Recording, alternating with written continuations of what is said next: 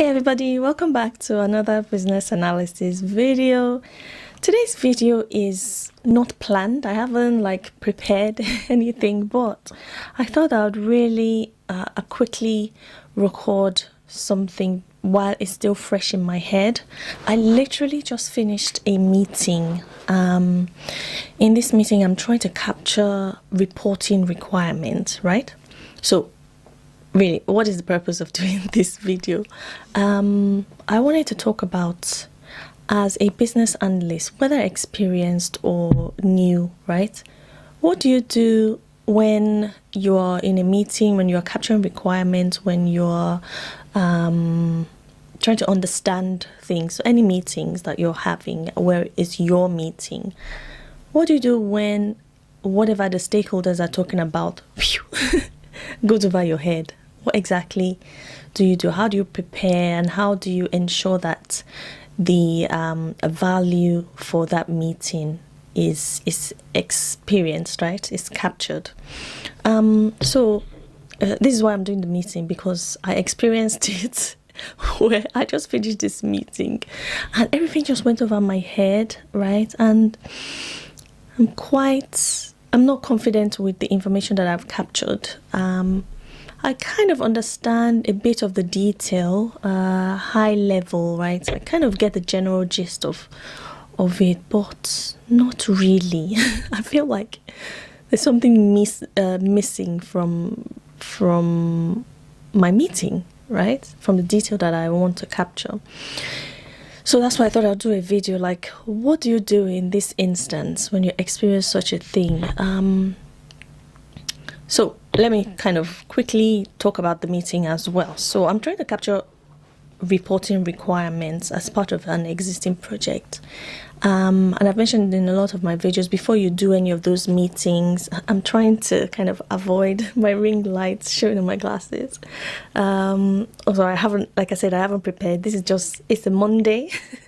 I'm recording this video on a Monday and no makeup, nothing. My hair isn't the best. So I'm slightly conscious of how I look, but let's just be real, right? Let's just be real with ourselves today. And honestly, it's Monday. I can't be bothered, right?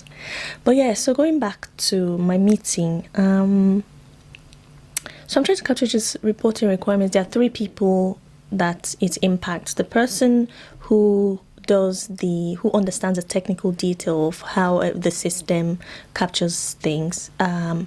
The second person is the person who needs the reports, and the third person is the one who sort of creates and makes sure that the details of the report are ready for the person who needs the report, right? I hope that makes sense. So again, before you have your meetings, make sure you are bringing in the right people to the meetings. In my case, these are three key people. And prepare. I always prepare for my meetings, so I've prepared. I had my list of questions, the key questions including, what is this report? Why do you need the report, right? Explain to me firstly, what is this report, right?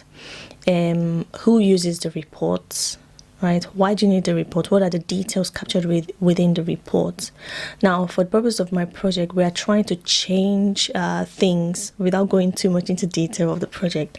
We're trying to change things and merge a bunch of data and details, right? But before we're able to merge it, we need to understand, remember, current processes, right? We need to understand what they're currently doing with regards to this part of the project, the reporting aspect of things.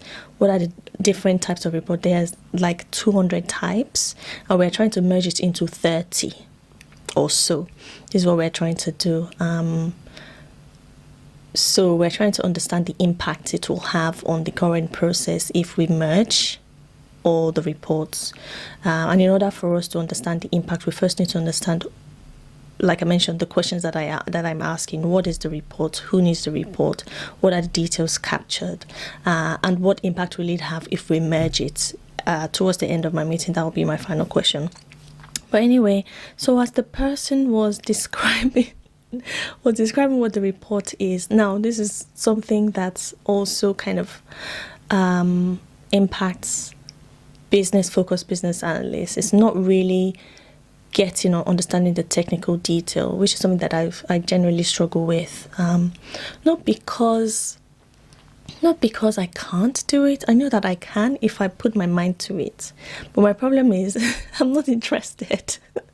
I'm not interested in technical details.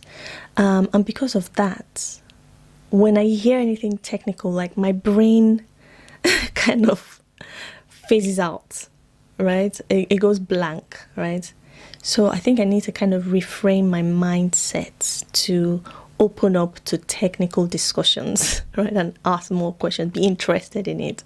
But when people start talking about technical things, like, yeah, no, I'm not really interested. I'm not really interested. Like, I don't want to stress my brain. But yeah, like I mentioned, I'm being open and honest with you all, my subscribers, my YouTube family. Yeah, because I know that you probably will experience this in your real life as well. But anyway, so when the person started talking, firstly, I had to stop the person, right? So as business analyst, again, now coming back to the video, there isn't a structure to this video, so please just listen and capture anything that will be advantageous to your business analysis applications, right? So what I realized was I guess I didn't realize the technical detail of the questions I'm asking. So I paused the person and say, sorry to cut you. Do you mind if I record this session so that I don't miss any important details? This was exactly what I said. And generally they would say, yes, that's fine. So thank God. Thank God, because the person started talking and I had to cut them because, like, as the person was talking, I was typing. But I found that as I'm typing, the person is speaking so fast, and generally if it was business discussions, I'm okay to type. But then because they're mentioning things, they're mentioning words that I don't know, right? They're mentioning acronyms and systems, and I'm like, hold on a minute. Wait first, let me record it. So that was why I paused the person, and then I asked them if they could start all over again. It can be quite awkward to do that, but in order for you to do your work well, sometimes you just have to do it, okay? So the person was kind enough to start from the beginning. We weren't too long gone into the meeting, and we were about 2-3 minutes of talk. So he just started all over again, and then I was still typing, but being more relaxed because I know that it's recorded. So anything that I miss, I can always go back and listen to the recording to make sure that I capture it properly. So that's one thing that I think really helps.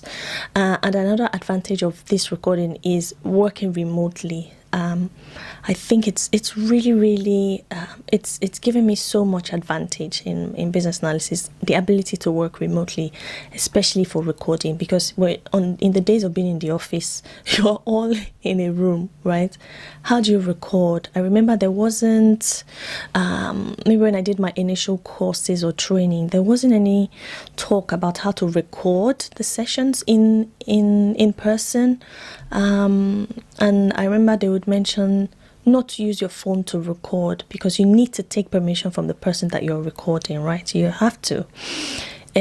So I can't specifically remember how I managed at the start of my career as a business analyst working in person, right, going to the office, but I guess because I still had that flexibility of working from home, so maybe those days, maybe I would book my meetings when I work from home. I don't clearly remember, but I think, again, coming back to the positives of working from home, this has really made my work so much easier, right? But yeah, so I guess those are the differences of balancing that recording. As much as you can record, you need to be aware of not being lazy, right? Not becoming a lazy business analyst by not listening to what the stakeholder is saying, because you are recording, so you don't really listen much because you go back and record. That is a really bad habit, and I'm pointing it out because, being honest with you, I've experienced it too. Psychologically, it's like I missed a bunch of details that the person has said, and I'm like, oh yeah, don't worry, go back and listen. Now, I don't know, is that a positive or a negative? In some way, it has its positive because we have that to go back and listen. But what happens if you go back and listen, and there is a bunch of questions that you feel like you should have asked. Okay, so as much as you know that you're recording, still listen as if you're not recording, is really what I'm trying to say. So yeah, that's what I did in this meeting anyway. I still listened as if I wasn't recording, and then I asked a bunch of other questions, and I think it kind of brought to mind to the stakeholders that I really wasn't grasping with the way I was asking. So I asked them if they can actually please just share your screen. I know we just had 30 minutes for the meeting, but do you mind just quickly sharing your screen with what you mean by when people drop out of the process? Which process, right? Where does this come from? What are the scenarios? What are the various areas within that process? Having a bit of a headache, so that's why I keep squinting. I think I'm going to take a bit of a break after this. So again, going back, feel free to pause them and ask them the specific questions that is relating to whatever it is that they're describing, and generally ask if they can share their screen as well. It will really help you to understand, so it doesn't go over your head.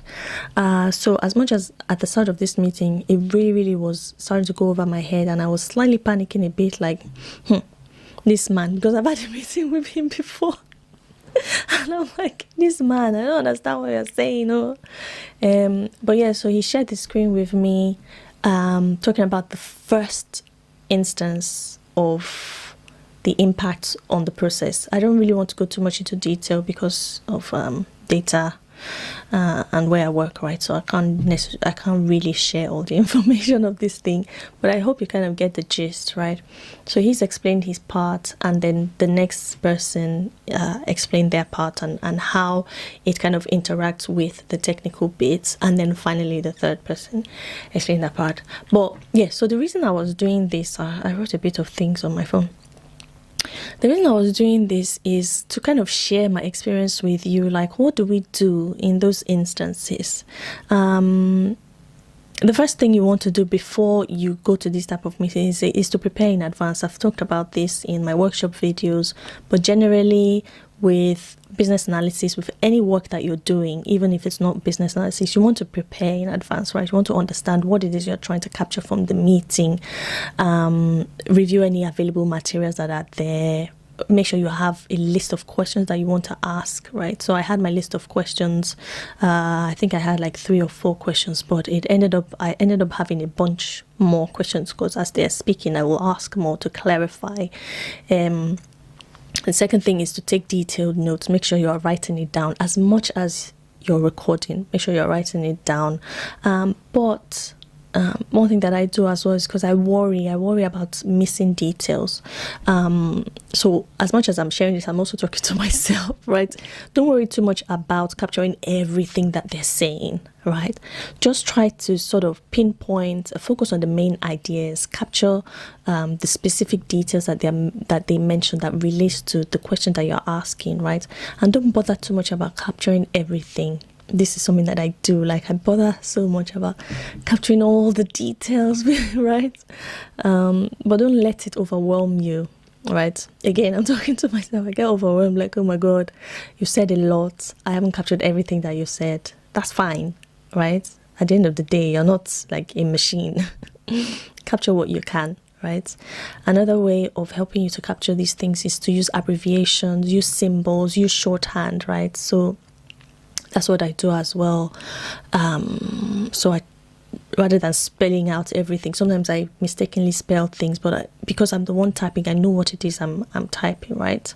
But try to like shorten things as you're typing, so you're able to follow through the conversations, and you're able to sort of speed up your note-taking